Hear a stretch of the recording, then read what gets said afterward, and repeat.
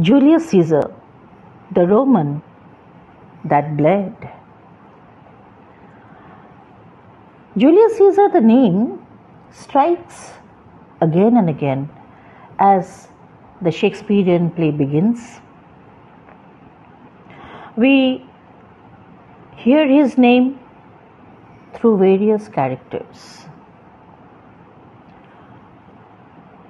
Mark Antony praises him. He is loved by Brutus and hated by Cassius. The tribunes quite early curse him. And above all, the Roman citizens, they frequently fluctuate. They change their feelings towards Julius Caesar, starting from admiration to dislike, then back again to respect and love.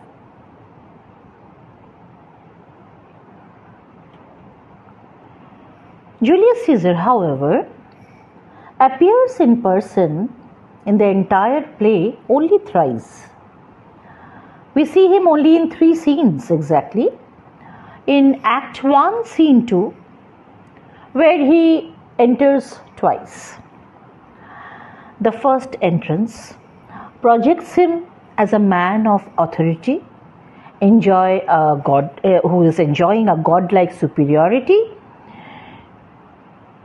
For example, the line, when Caesar says, "Do this, it is performed." You get it in Act 1, Scene 2.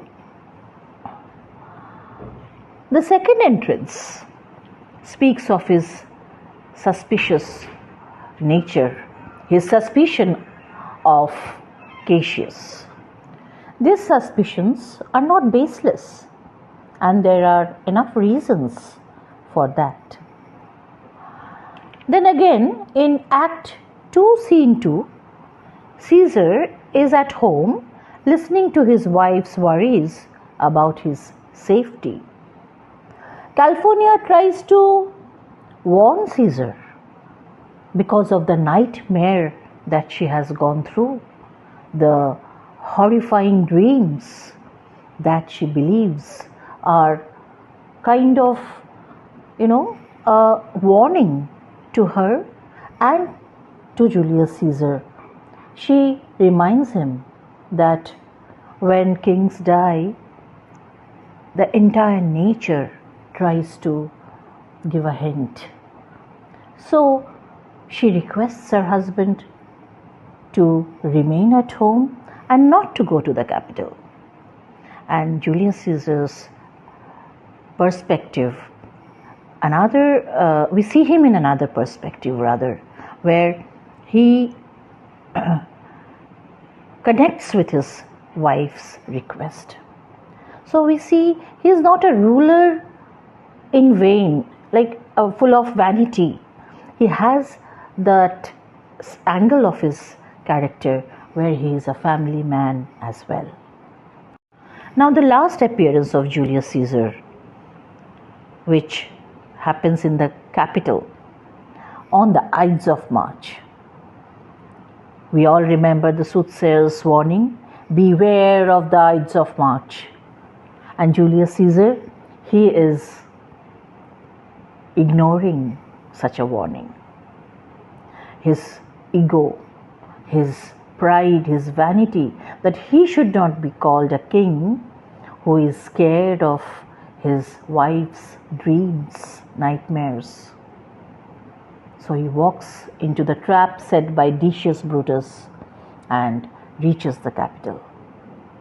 The entire group of conspirators are there. They are there ready to stab him, and they do so. Et tu, Brute, the last words of Julius Caesar. Then Caesar falls, and he does fall. Now, although Caesar dies at the beginning of Act 3, his spirit lives on His unseen presence can be felt throughout the play. He continues to live in the minds of the conspirators. He continues to live in the minds of the avengers. And thus, he is there in his spirit till the end. And Shakespeare does make him appear as a spirit, as a ghost before Brutus.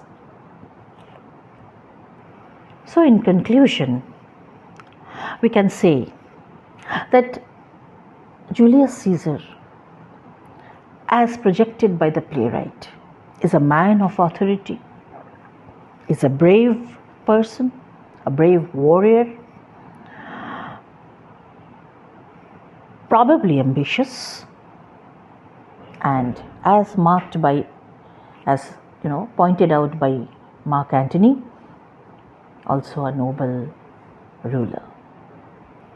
Now, Shakespeare based his character reading Plutarch's life of Caesar, where Plutarch has projected Caesar as an administrator, as a warrior, as a gifted writer, but at the same time a proud person.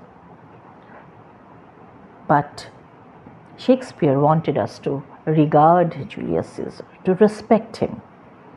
That is why when even Cassius is trying to defame him, pointing out his weakness, how he could not keep the challenge of swimming, how he was trembling with fever. So Shakespeare did it in such a way so that the inner struggle of Caesar comes out, that in spite of having so many weaknesses, he stood out to be a great warrior. So the interest of Cassius to defame him actually turns out to be adding more virtues to Julius Caesar. As Shakespeare tries to project him, he claims to be as constant as the northern star. I read from the text, "But I am constant as the northern star, of whose true, fixed, and resting quality there is no fellow in the firmament." So that is the Roman that bled, Julius Caesar. Watch out for more videos on Julius Caesar very soon. Thank you. Please like and subscribe to watch more interesting inputs on Julius Caesar. Thank you.